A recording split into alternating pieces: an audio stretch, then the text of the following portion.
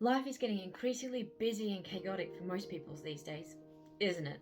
And if you're struggling to juggle everything you already have on your plate, or you want to incorporate a new habit, a hobby, or work towards a big goal, but you feel like you just don't have the time, then stay tuned because today I'm going to unpack my biggest secret for time management that will help you make the most of the time you have without overworking yourself and burning out. Whether you're a parent, a student, a business owner, or all of the above like me, you are going to want to hear these tips to help you master your time and reclaim your sanity.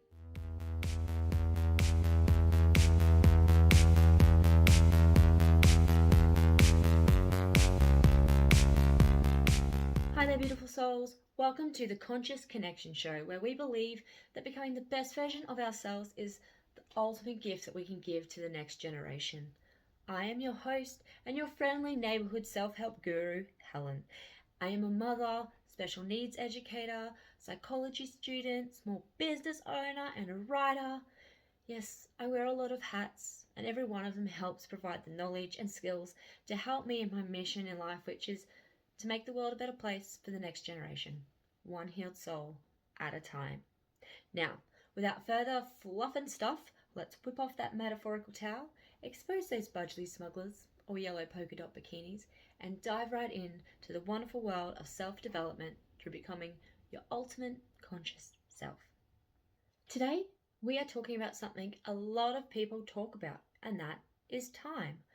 One of the problems so many people have is they don't seem to have enough hours in the day to do all the things they need to do, let alone incorporate all the things they want to do.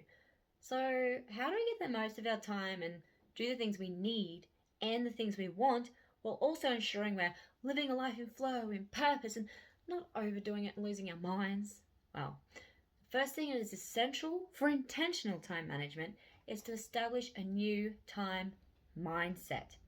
How do you view your time? How do you use your time?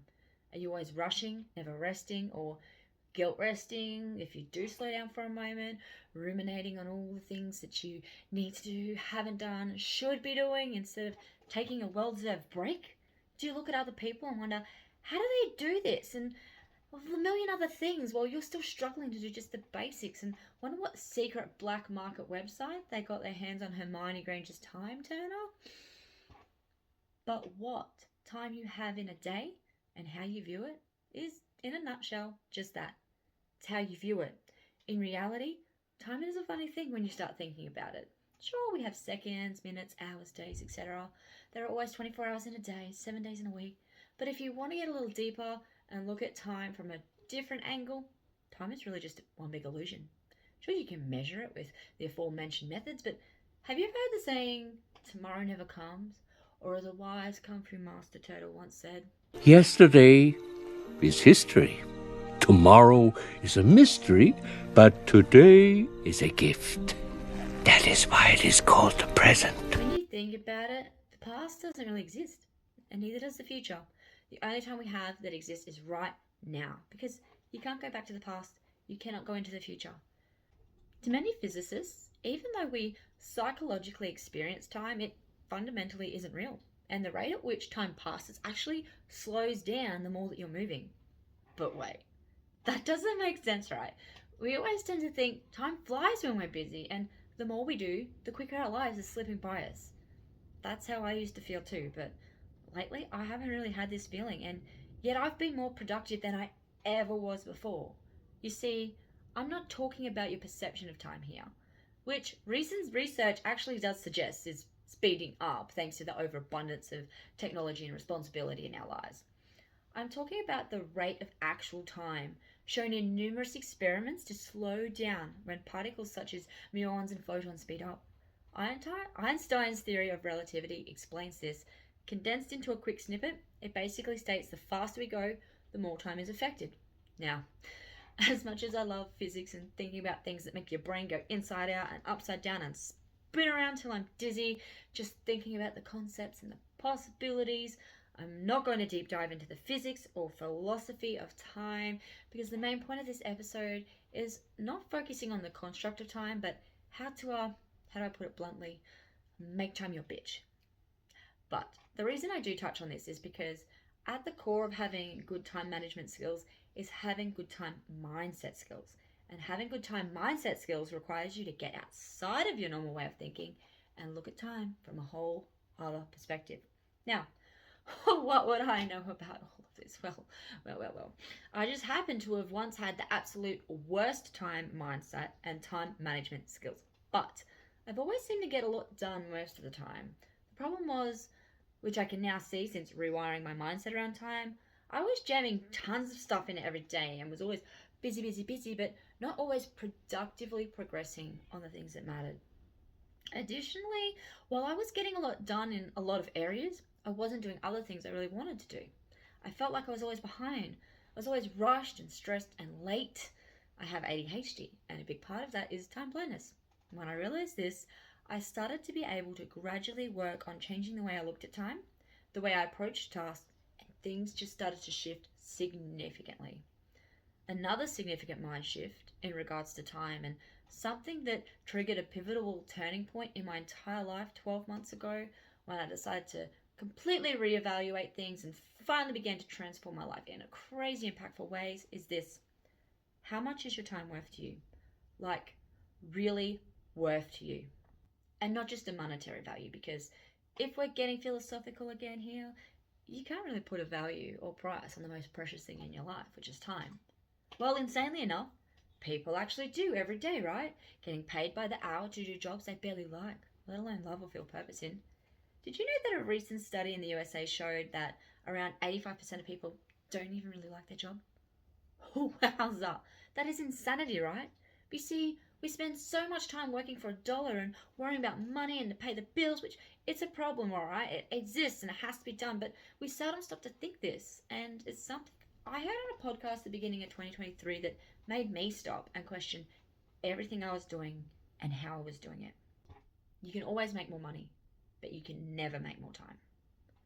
Let me say that again. You can always make more money.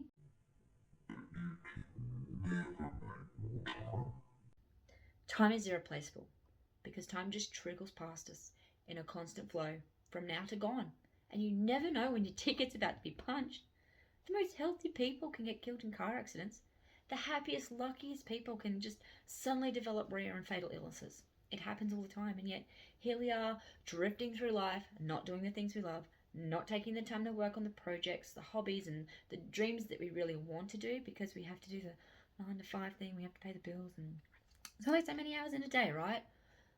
Well, this is where some mindset shifts come in because, number one, everything you are doing right now, you do it because you're prioritizing it. Scrolling on social media, your choice. Working the job you're currently in, your choice. Got your kids signed up for 73 after-school activities, your choice. Volunteering while studying, while working, while building a business, while raising 3 kids, that was my choice. Whatever we're doing right now, for whatever reasons we're doing it because we choose it. And yes, there are reasons why. And yes, we all have backstories and traumatic, stressful shit that put us where we are and are holding us back. But most of what is holding us back can be resolved by shifting our mindset and limiting beliefs around it. Just as your time management can be completely transformed when you shift your mindset around it. Secondly, you need to decide what your priorities for your time really are in life and find this crazy balance between living in this moment and making the most of what you have, being grateful for what you have, and having your future goals and your deathbed vision inside. And your deathbed vision is what you will think about on your deathbed, looking back at your life if you keep going on the trajectory that you're on right now. We'll leave the mindset shift there for now because I could talk about this all day. I've put that one first because I always say that how we perceive any given situation and concept, aka our mindset, is the foundation for success in anything that we set out to achieve. And well, I don't just say it because it's some wise nugget of gold I plucked out of my own awesome brain. It's basic psychology. But basically, my biggest advantage with making time my bitch instead of being time's bitch was I was able to combine my old way of working, which was doing lots of stuff, juggling all the balls, wearing all the hats, and my new mindset and time management skills I developed over time, and come up with a system that meant that I could still do all the things, but in such a manageable way that I now seem to have more time at my disposal to relax, meditate, start working on new projects that I've been putting off, and basically do all the things that I wanted as well as what I needed to do. Now, let's dive into the system that I created to take complete control of my time and change my life significantly, and that is a system that I call SMART planning. Now, you might have heard of SMART goals, which are goals that are specific, measurable, achievable, relevant, and time bound. But you might not have heard of SMART planning. Well, that's because it's a special little system that I developed to help me effectively plan my day, my week, and execution of any of my goals and tasks in a way that works for me. I want to share it with you now because I think it would work for a lot of you. And even if you don't follow this exact system, you can take this advice, throw in a dash of other systems, sprinkle in some of your own wisdom and intuition, and create your own system that works for you, which is basically what I did to create this very system. SMART planning is planning that is sectioned, manageable and attainable, rewarding, and time blocked. Let's break that down. But first, I just want to say I was never much of a planner and more of a let's have an unmanageable, unobtainable to do list that I tried to do but often got distracted with other things that weren't on it or didn't need to be done right then. Implementing this new planning strategy has significantly shifted the way that I manage my time and get stuff done, and it's not so much that it overloads my brain and gets too complicated, because planning is not something I just have automatic skills in, because prefrontal cortex handles that, and people with ADHD don't have the most chill prefrontal cortex, okay? So plans are sectioned. This means that my plans are created first by brain dumping what needs to be done, and then all the tasks are sectioned into categories. The categories vary depending on the type of plan. If it's a day plan, it is high priority, medium priority, and low priority. For a week plan, it's basically the same. For a large goal, which I'm now working on implementing most goals over a 12-week period, the tasks are sectioned into the categories of biggest impact, consistent execution, micro and medium tasks.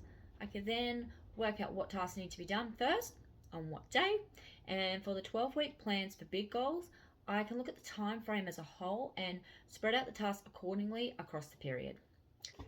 You can also section your tasks priority levels with the 4 quadrants method, which is when you categorize tasks into 4 quadrants: urgent and important, important but not urgent, urgent but not important, and neither urgent or important. Then focus on the tasks in the first 2 quadrants to manage time most effectively. Whatever it is you do, find a categorization system that works best for you and relates to your goals and your needs. Now, the next part of this planning technique is to make sure that your plans and your tasks are manageable and attainable. And that means I am working on my time blindness and unrealistic standards and expectations of what is humanly possible for me to do in a day. How did I manage to start doing this? By timing everything that I do.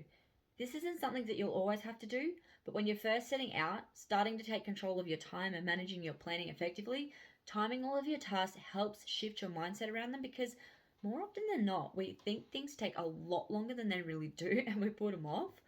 Or we think things will be quicker than they are and do them when we really didn't have time to, and instead end up putting aside more important tasks that really did actually have to be done. So if you have this time blindness problem or just a time management problem altogether, then start a running list of timing activities. And I mean time everything. How long does it take to unload the dishwasher? Get showered and dressed, put clothes on to wash, clean the kitchen, send important emails, vacuum, mop the house, pack an order for your business, everything. Because another thing that significantly contributes to poor time management and planning is you sometimes make a plan and it looks like this. Clean the kitchen, pack orders, email Fred and George Weasley about a joke shop order, make phone calls, work on assignment, etc. Just a basic to-do list, right? And then you go, well, at 30 minutes to clean the kitchen, an hour to pack orders, 5 minutes to email the Weasleys, 30 minutes for phone calls, an hour or 2 to work on my assignment, and you estimate the time you need for these things, but what happens? You get it wrong. You spend more time on the task than you allowed for, other things pop up that need to be taken care of, you get distracted. It's not very productive or peaceful, is it? You end up not getting things done on your list, and you feel like you're behind and failing again. Well, that was me anyway, and I can guarantee that my list usually looked much bigger than that example. So, by taking note of the time frame it takes to do all the things, we can then plan better. We can section a task into small tasks like clean the kitchen becomes unload the dishwasher, load the dishwasher, put stuff on the bench, wipe down bench tops, whatever else it is that you do, and then you know how long each of those tasks take. Then you allow not just that amount of time, but at least 15 to 30 minutes more, depending on the task. If it's clean the kitchen, a 15-minute buffer is probably plenty. Study or packing orders for me would have a 30-minute buffer because this allows some wriggle room time to pause, stretch, take a breath, get a drink, or whatever that you need and not feel so rushed, and you're likely to focus on the task and get them done better. Now, if you're really onto this planning thing, you can then do what I have done and implement it throughout the entire household and ensure that your kids are doing their part to help with the household chores as well, which frees up more of your time. Now, I know that seems like a pipe dream for many, and it's something I struggle with a lot, and I'll go into more detail in another episode how I got my kids on board with chores and lighten the load, but that's for another day. Now we want to look at how we're making tasks rewarding, which is the R in SMART planning. Now, this one is really going to depend on you and how you work this into your life, but once again, there's a big mindset shift around tasks and completing them that makes all tasks rewarding, and that is through intrinsic motivation. Intrinsic motivation is when you do something because you genuinely enjoy it or you find it interesting, not because of external rewards or pressures. It's driven by internal satisfaction and personal interest. But Halsey, how the hell is scrubbing dishes or walls or the monotonous day-to-day crap I don't want to do enjoyable in any way? Well, this is how I turned my whole life around from dragging my feet to dancing in the rain with two important things. Number one, the way you view any given task is essential. Instead of feeling overwhelmed that you have to or should do the dishes or washing or whatever menial task you hate because you have to do it over and over and over, and you just switch your internal dialogue. I want to do the cleaning task because I like having a clean, tidy, organized home. It helps me feel calmer and less stressed. I'm glad I get to cook dinner again with the food in the kitchen and the resources I need to feed my family. I'm a total rock star at having the ability and the resources to provide safety and stability for my family. And you want to weigh up how you feel in the end result with the task done versus the end result when it's not done. And you know what?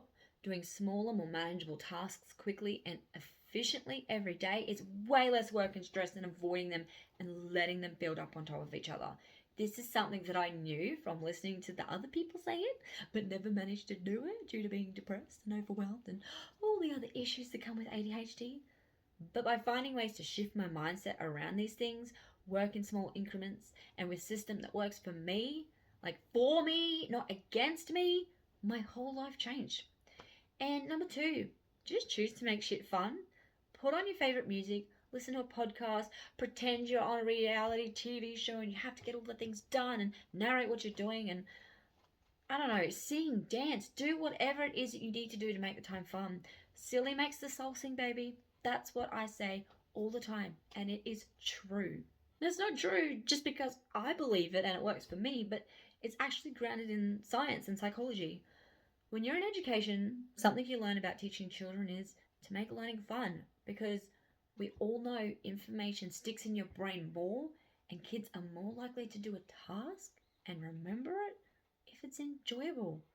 It's the same for adults too, and in fact, recent studies have shown that while kids laugh around 150 times a day, adults only laugh around 15 times a day. And laughing, being happy, having fun, enjoying yourself, it releases feel-good chemicals like dopamine and serotonin into your body, and these have healing properties and all kinds of benefit that you're missing out on by instead floating or dragging yourself through your days in cortisol-drenched stress and misery.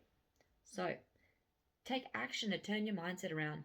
Pump up the tunes or sing your own parody songs like I do in the kitchen, like do it now, do it good, wipe that bench down like you should. Right now, do it good, mop the floor just like you should. That's it, like that, get the dishes off the rack, or whatever, okay?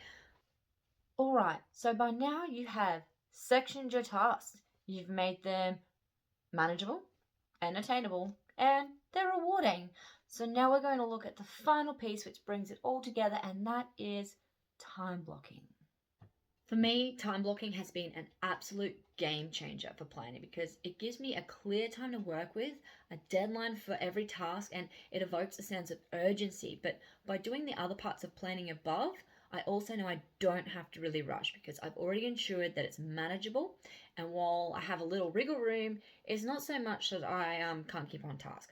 Now, to do time blocking effectively, it is absolutely essential you do the management step of timing your activities and getting realistic timeframes for tasks.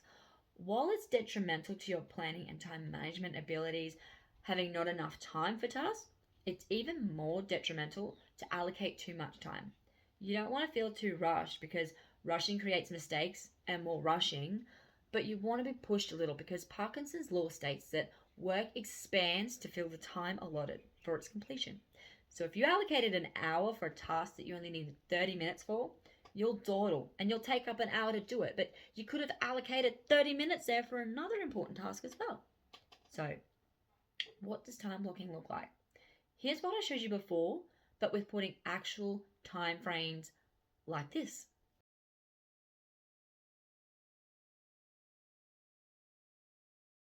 Then I would have each time block broken down into smaller steps as well. So for packing orders, it would have a list of tasks in order of importance or order they need to be done, like allocate products to orders, package and label soaps, as my soaps are unpacked and unlabeled until they're sent because some businesses order them with or without packaging and labels.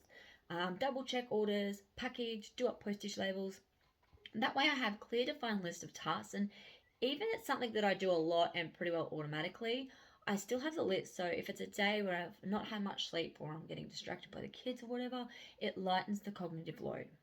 Time blocking is a really effective planning technique because it enhances productivity dramatically by allowing you to focus on one task at a time. That way you can work more efficiently and get more done. It reduces stress and cognitive load because knowing exactly what to do and when to do it, it can lower anxiety and prevent last minute rushes.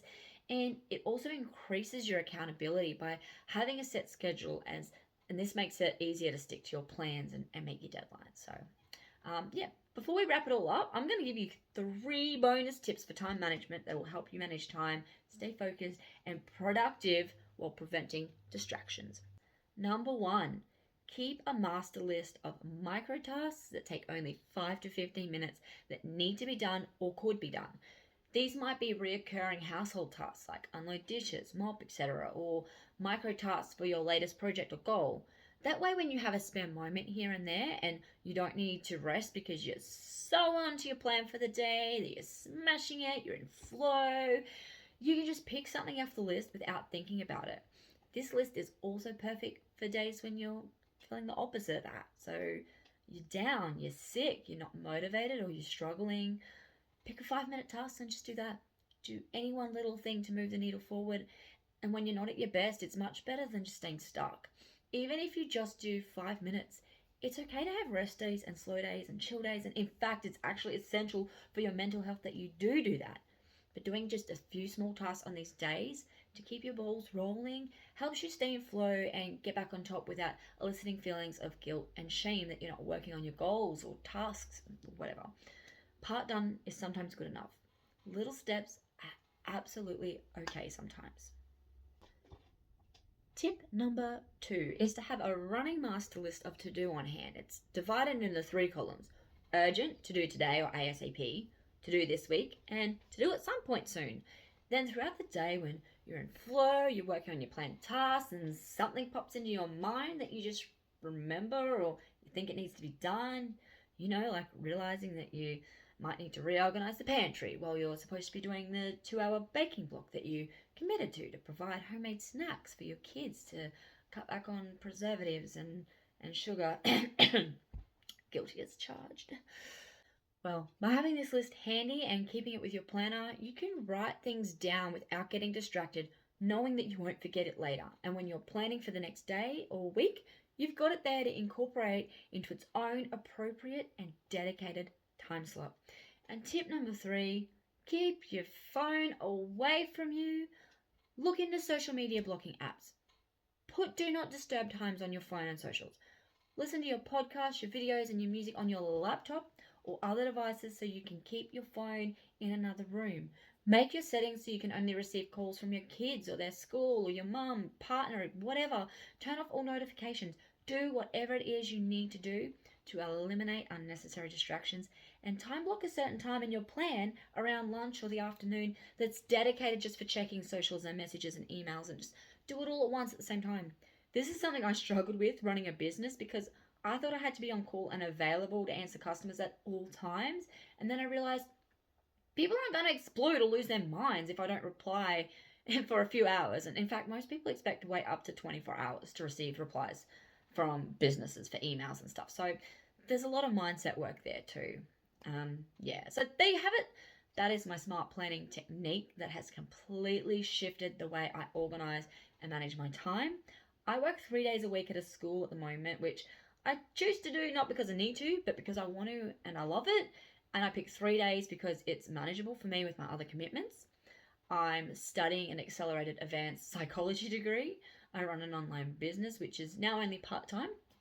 And while I used to do work, study, business, and volunteer work all day and all night to the point of burnout with no time for me to relax or work on my real dreams and goals, now I do all of those things, but I meditate every day. I spend time working on my writing and building this channel and podcast. I'm back to making more healthy home-cooked meals for my family almost every night and frequently baking snacks and school lunches, and my house is pretty well clean and tidy and organized like all the time. It's crazy.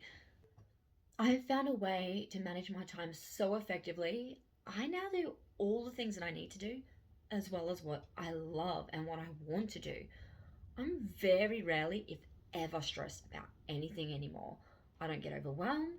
I hardly ever feel rushed, and I'm almost always on time these days. And that's an absolutely massive accomplishment for me because I was constantly stressed and depressed and overwhelmed, on the go, busy, busy, busy, and yet I rarely felt accomplished or fulfilled. I always felt behind. So, if a chaotic ADHD mum with multiple responsibilities and goals and passions can take control of her life in this way, then I reckon you can too. Just one big thing that you need to know is if you start implementing this system or any other new system, is that even if you see big changes fast, it's still not a miracle overnight hack, and it's not going to flip your world upside down in a day or even a week. Incorporating new habits and routines and planning, it takes time, and you need to be patient and persistent with it. If you struggle with that, you should definitely check out episode number 1 if you haven't already, which is all about how to achieve your goals with my 4P formula for success, and it's linked in the show notes below. You need to understand that your brain will take 30 to 90 days to solidify new habits and new learning, as your mind is already wired to work with your current situation and methods of planning or lack thereof.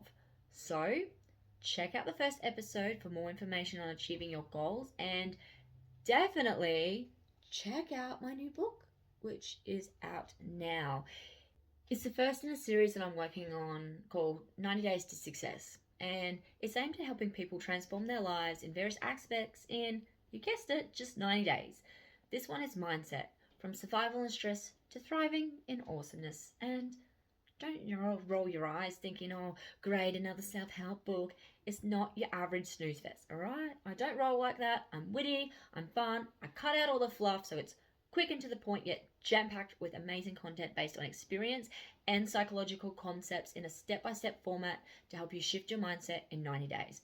Plus, it comes with a free PDF workbook to help you implement the steps in a concrete fashion. And if you order before the 18th of July, so getting quick, you get the special pre-order price of $5.99. And you go into the draw to win a $100 Amazon gift card. So winning all round, baby. So anyway, there you have it. My smart planning method with some bonus tips to help you out. Thank you so much for being here and helping me in my mission to change the world one beautiful soul at a time. I hope you found what you're looking for here in this episode and find my content beneficial, inspiring, and downright witty and awesome like you and I both are. If you did, hit the like button and subscribe, as it helps not only me and my channel, but it gets this content out there to others in need of it.